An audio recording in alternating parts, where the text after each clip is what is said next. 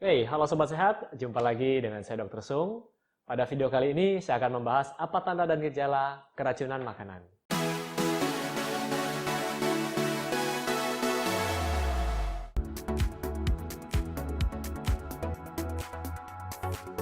Nah Sobat Sehat, keracunan makanan bisa terjadi pada siapa saja. Dan saya rasa Anda yang menonton video ini pernah mungkin sesekali dalam hidup Anda mengalaminya. Dan saya pribadi pun pernah mengalami keracunan makanan. Nah, untuk video kali ini saya akan membahas apa sih tanda-tanda dan gejala bila seseorang terkena atau bila seseorang mengalami keracunan makanan.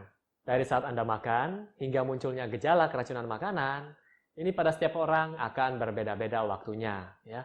Jadi ada yang habis makan 1 jam kemudian mengalami tanda-tanda atau mengalami gejalanya, ada yang tunggu beberapa jam, 3-4 jam, atau ada yang keesokan harinya baru mulai mengalami tanda-tandanya. Nah, hal ini tergantung dari jenis mikroorganisme. Maksud saya jenis mikroorganisme yang menginfeksi ya. Kemudian banyaknya makanan yang Anda makan, ya, makanan yang terkontaminasi tadi, seberapa banyak sih yang Anda makan, dan satu lagi, daya tahan tubuh orang tersebut. Daya tahan tubuh Anda ya tentunya. Jadi kalau orang daya tahan tubuhnya kuat, mungkin makan yang terkontaminasi tapi sedikit, tentu saja gejalanya tidak akan muncul atau tanda-tandanya tidak akan muncul. Nah, bagi orang yang daya tahan tubuhnya lemah, mungkin ada minum obat-obatan yang menurunkan daya tahan tubuh, kemudian terkena makanan yang terpapar atau terkontaminasi mikroorganisme yang menginfeksi, akhirnya muncul gejala-gejalanya dengan cepat. Nah, tanda dan gejala yang terjadi apa saja? Jadi, yang pertama, Anda mungkin bisa mengalami yang namanya kram perut, ya. Kram perut dari kram yang sesaat ataupun berlangsung lebih lama. Disertai dengan mual, muntah, kemudian diare. Nah, ada yang nanya, "Dok, saya ini mencret 1 kali, apakah itu sudah termasuk diare?" Nah, di sini diare itu kalau Anda buang air besar lebih dari 3 kali, ya, dengan konsistensi yang cair, baik itu disertai darah ataupun disertai lendir. Nah, ini perlu mendapatkan perhatian khusus untuk komplikasi dari diare, yaitu dehidrasi. Nanti saya akan jelaskan apa itu dehidrasi.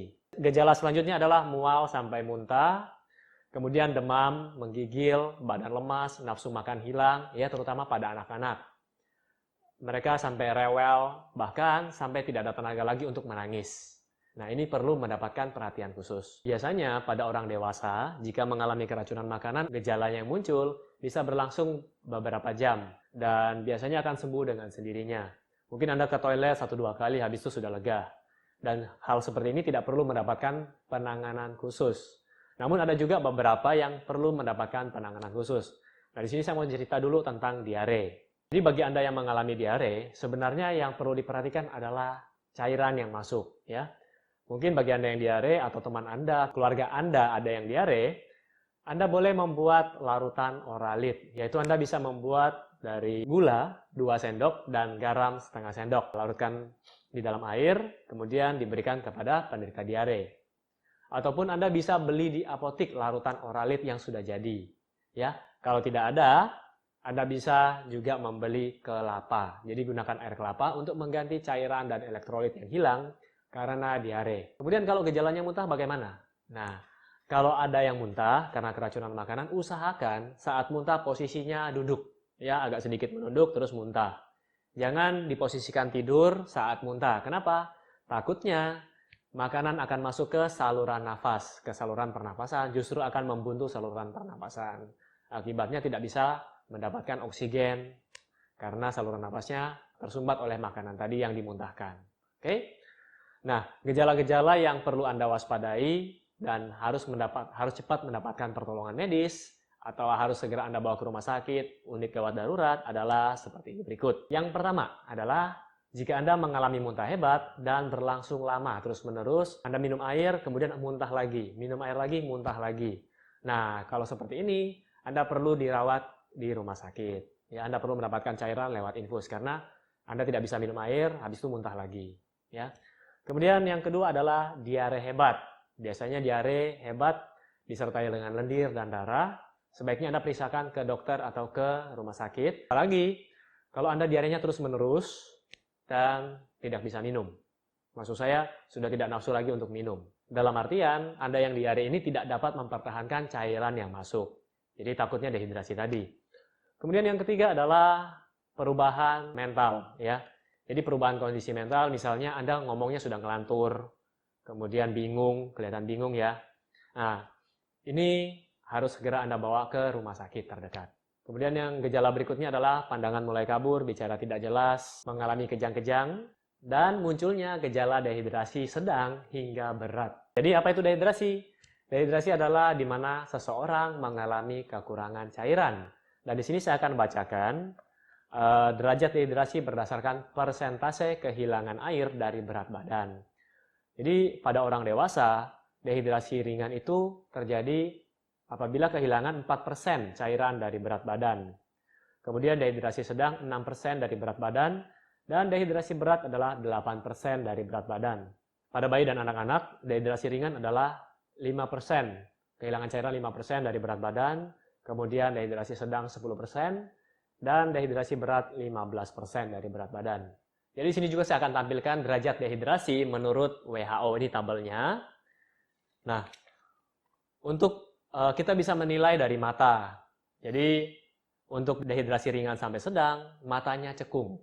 Ya, kalau berat sangat cekung. Anda bisa lihat gambarnya di sini. Kemudian untuk mulut, dehidrasi ringan sampai sedang kering. Kalau dehidrasi berat sangat kering.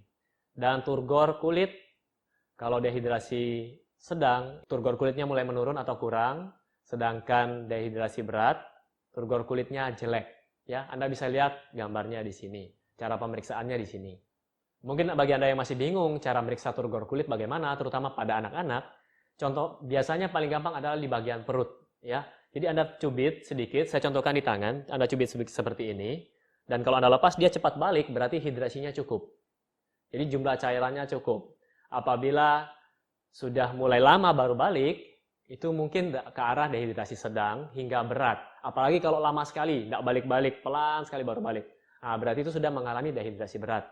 Jadi jangan tunggu sampai dehidrasi berat, baru Anda cari pertolongan medis. Ya. Ketika Anda cubit tadi turgor kulitnya itu sudah mulai melambat untuk balik, Anda segera cari pertolongan medis. Takutnya terlambat ya. Oke sobat sehat, jadi itu adalah tanda-tanda dan gejala mereka yang terkena atau mereka yang keracunan makanan.